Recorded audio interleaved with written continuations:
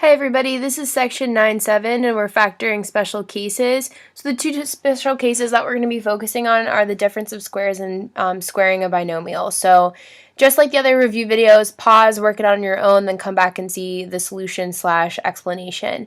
The other thing I want you to keep in mind is if you don't feel like you need to do all of these problems, please feel free to skip throughout the video and just try a few. So our first problem is going to be n squared plus 12n plus 36. We want to start looking at our factors of 36 that will add to give us 12. So hopefully we recognize that 36 is a squared number. So it's a perfect square, and it's going to be 6 and 6.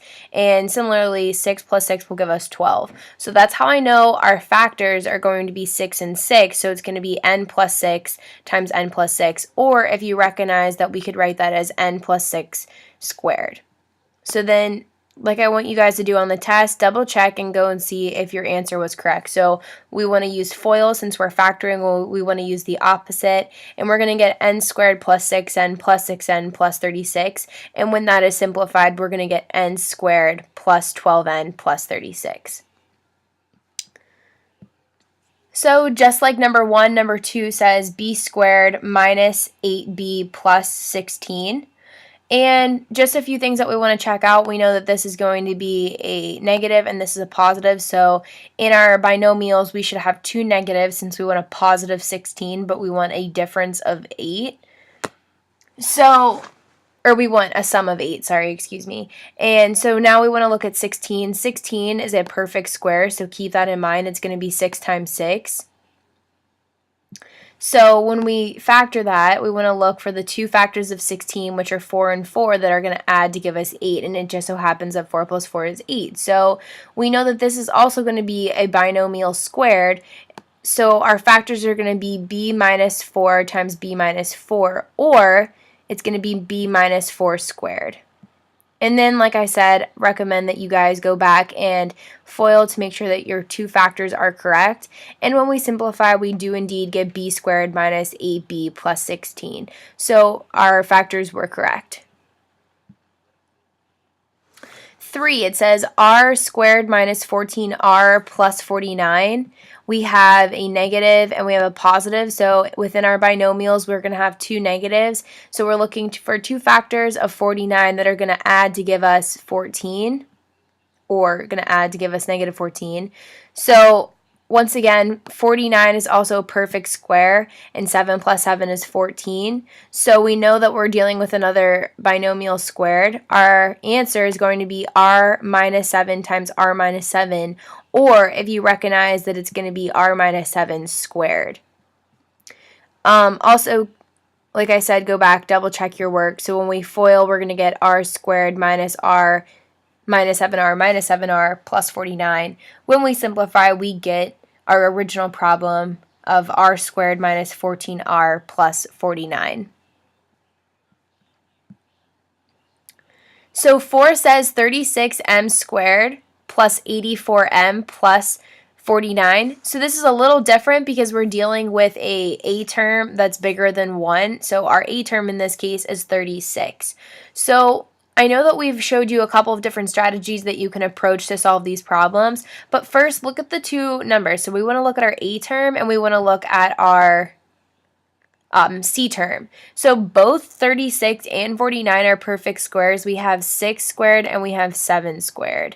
So another thing to think in mind, we want to find two factors of 36 and two factors of 49 so that when we do our inners and our outers, we're going to get the term 84m. So 6 times 7 is 42, and 42 times 2 will give us 84. So we know that we're dealing with another binomial squared, so our answer is going to be 6m plus 7 times the quantity 6m plus 7. Or if you want to write it as 6m plus 7 squared. And then, especially for these bigger terms, when we're dealing with an a that's bigger than 1, it's probably best to go back and double check your work. So when we do, we're going to get positive 42m plus positive 42m when we do our inners and our outers, and that's going to give us a positive 84m when we combine our like terms. So these two factors, or our squared binomial, do indeed give us our original problem. We have 5. 5 is 81x squared minus 90x plus 25. Again, look at that first term. We have an 81 and we have a 25, both of which are perfect squares. So we should be recognizing that 81 is going to be 9 times 9 and 25 will be 5 times 5. And also, if you do your inners and your outers in your head, or whether you write them down, 9 times 5 is going to give me 45, and 45 times 2 will give me 90. So I know that I have the two factors necessary, so it's going to be 9x minus 5 times 9x minus 5. Or if we recognize that we can write that as a squared binomial squared, it's going to be 9x minus 5 squared. And just going along with our routine, to double check, we're going to get 81x squared minus 45x minus 45x plus 25. When we combine our two middle terms, we're going to get negative 90x. 6, it's 9a squared minus 24a plus 16. Looking at that first term, our a term and our c term, both 9 and 16 are perfect squares. So perfect squares of 9 is going to be 3 and 3, and 16 is 4 and 4. Keep in mind our inners and our outers need to multiply to give us a negative 45, or add together to give us a negative 24, I mean. So 3 times 4 is going to give us 12, and 3 times 4 is going to give us 12. 12 plus 12 will give us 24. So since we have a positive here, and we have a negative here, we know that both signs in our binomials will be negative. So we have 3a minus 4 times the quantity 3a minus 4, or 3a, this should be a minus sign, excuse me. This should be a minus, but 3a minus 4 squared. And then double checking down here, when we combine our like terms in FOIL, we're going to get 9a squared minus 24a plus 16. So note, this was supposed to be a negative, so 3a minus 4 squared. I apologize. Q squared minus 81. So this should be kind of like a red flag. We are missing our second term, so we don't have a term with another q in it. So we're missing our inners and our outers term, which means that our inners and our outers are canceling. So that should be a red flag indicating to you what type of problem this is. Also, we should be recognizing that 81 is a perfect square and q squared is also a perfect square. So since there's a negative sign in between these, or a subtraction, this is called a difference of two squares. And the difference of two squares has a special form. So our difference of two squares, and it'll be a plus b times the quantity a minus b. So in this case, we want to look, what is the factors of q squared? It's going to be q and q, and the factors of the perfect square 81 are 9 times 9. So our binomial is going to be q plus 9 times the quantity q minus 9. And then when we go back and double check, if you can see over here, our two inners and our outers, we're going to get a negative 9q plus a positive 9q, which will cancel each other out. So we're just going to get q squared minus 81. So 8 is x squared minus 16y squared. Again, we're missing that second term, or that middle term, so also take into account that x squared is a perfect square and 16y squared is also a perfect square. Don't let that extra variable throw you off. As long as it's being squared, or if it's to an even power, it's going to be a perfect square. So 4 times 4 will give us 16, y times y will give us y squared, and x times x will give us x squared. So going back to our original, going back to the original like formula for a difference of squares, we're going to have a plus b times the quantity a minus b. So we're going to have x minus 4y times the quantity x minus 4y for our answer. And for the difference of squares, I did not go back and double check all of them, so just keep in mind that it's always an option to go back and use the FOIL method to see if you get the original problem. But since the difference of squares is such a, I don't know, obvious type of problem, I didn't go back and check, but always feel free to. So we have 25v squared minus w squared for problem 9. We're missing that second term, but we have 25, which is a perfect square, v squared, which is a perfect square, and then the difference of w squared. So we're dealing with a difference of squares again, and 25, to get 25, we have 5 times 5, v times v, and w times w. So when we break this down, our difference of squares will factor into 5v plus w times the quantity 5v minus w. So when we perform, or when we use the FOIL method, our inners and our outers are going to cancel, so we're just left with 25v squared minus w squared. 10 169j squared minus 4k squared. Again, it goes back to the beginning of January when we were doing our perfect squares, but 169 is a perfect square, 4 is also a perfect square, and j squared and k squared are perfect squares. So since there's no middle term, and we know that we're dealing with perfect squares, this should be a red flag. We're dealing with the difference of squares again. So what we want to do is essentially we're taking the square root of 169 and the square root of 4k and j squared and k squared. So the square root of 169 is 13, the square root of 4 is 2. So we're going to have 13j plus 2k times the quantity 13j minus 2k. And that just goes back to the a plus b times the quantity a minus b for the difference of squares. Again, we have 25n squared minus 16, and this is for example 11. 25 is a perfect square. 16 is also a perfect square. So we have 5 times 5, n times n, and 4 times 4. So when we split this into our difference of perfect squares into our two factors, we're going to have 5n plus 4 times the quantity 5n minus 4 for this problem.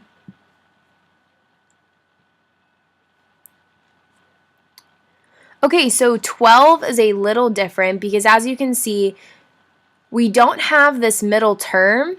So our middle term is missing, but neither 12 nor 75 are perfect squares.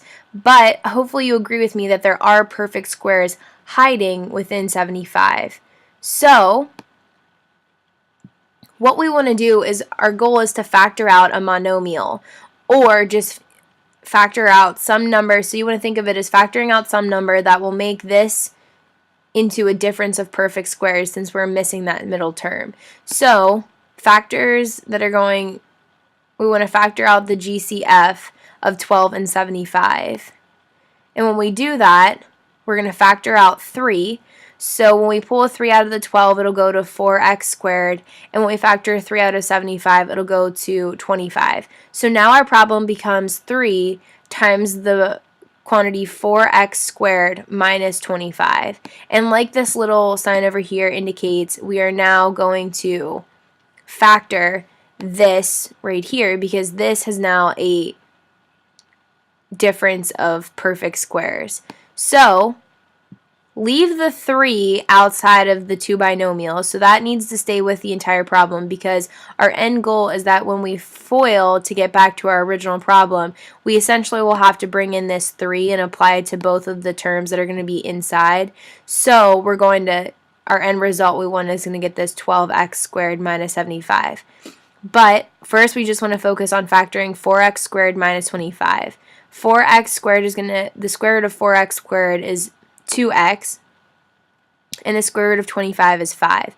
So our form should be 2x plus 5 times the quantity 2x minus 5. And like I said, we just want to make sure we're bringing down that 3 out front so that when we essentially go to FOIL and then apply the distributing property, we want to get back to this 12x squared minus 75. Again, we have a problem 13. We have 5y squared minus 45z squared. 5 and 45, neither of those are perfect squares, but there's perfect squares lying within them. So again, we want to factor out a GCF. So we want to factor out 5 in this case, so we're going to end up with 5 out front of the quantity y squared minus 9z squared. And then hopefully you recognize everything that's inside the parentheses is actually a difference of squares. We have y squared, which is y times y, minus 9z squared, which is 3 times 3, and z times z. So going back to our form, we're going to have 5 times the quantity y plus 3z times the quantity, this should be a y, sorry, y minus 3z. So it's going back to that form of a plus b times the quantity a minus b. So keep in mind that this is, we want the 5 to remain out here so that when we go to FOIL and then we use the distributing property, our end result that we want to get back is this 5y squared minus 45z squared. And our last example, we have 2y squared minus 98. So again, hopefully it's a red flag when you see that there's no middle term, so you know there's a difference of squares somewhere lying within this problem, but neither 2 nor 98 are going to be perfect squares. So what we want to do is factor out a GCF again. So we're going to factor out the 2, so when we pull the 2 out front, we're left with y squared minus 49. 49 is a perfect square. So this is a perfect square. It's going to be 7 times 7, and y squared is y times y. So we're going to have 2 times the quantity y plus 7 times the quantity y minus 7, which is our final answer. So these were just certain examples that were from the section 9-7. If you need any extra help, please feel free to ask me during home base in the morning, afternoon, resource time, and also I am available periods 9 and 10 in the library. Just let me know ahead of time so that I can meet you there, and I can also have things for us to work on together. So good luck. I hope this helped.